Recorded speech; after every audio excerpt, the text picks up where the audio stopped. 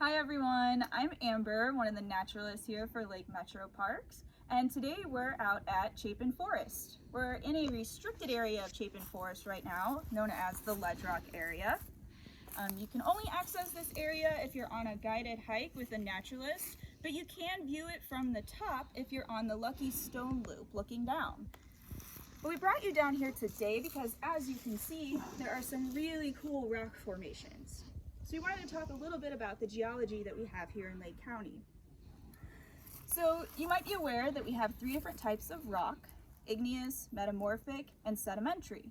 Well, here in Lake County, the only rock formations that are native are all sedimentary rocks. At one time, hundreds of millions of years ago, this part of Northeast Ohio was completely covered with seawater. And as that water started to recede, and then we had different events where it maybe came back and receded again, those sediments were pressurized and compressed together and formed the rock faces that we see today. So the one that we're standing in front of right now is actually a well-known one here in Northeast Ohio. This is Sharon conglomerate. Sharon conglomerate got its name because it was first found in Sharon, PA.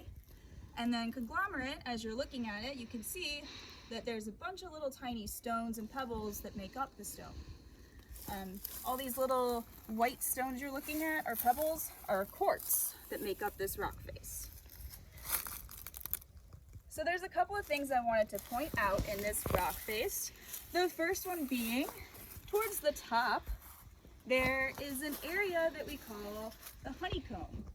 Now this honeycomb effect was probably created by hard minerals that were seeping out of the water as the sediments were being compressed together, and they encased a softer material. Years later, as that material eroded away, the softer material inside easily fell out where the harder mineralized areas that surrounded that stayed together. So that's how we are left with this honeycombed effect. Now, also looking at this rock face, we can kind of tell a story about how the rock was formed and different events that happened. And we can do that by looking at the graded bedding and the cross bedding. Now, graded bedding, if you're looking at these stones, the pebbles at the bottom you see here are much larger. As you go up the rock face, they start to get smaller or even separated out more.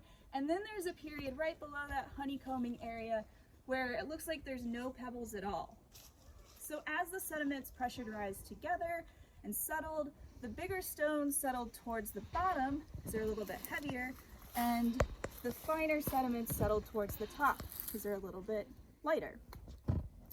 Also looking at this rock face, the cross bedding, which I mentioned, you're looking, there's different periods where there's a lot of movement in the rock. That waving effect can tell us about different events that might have happened during the time. There might have been periods of faster flowing water, which is where you'll see a lot of diagonal dips, or slower water, where the cross bedding gets stays a little more horizontal. That might be a period where there was another flooding that came through, or the water was just more stagnant, so as the sediments settled, they pressed down flat and stayed straight instead of at an angle.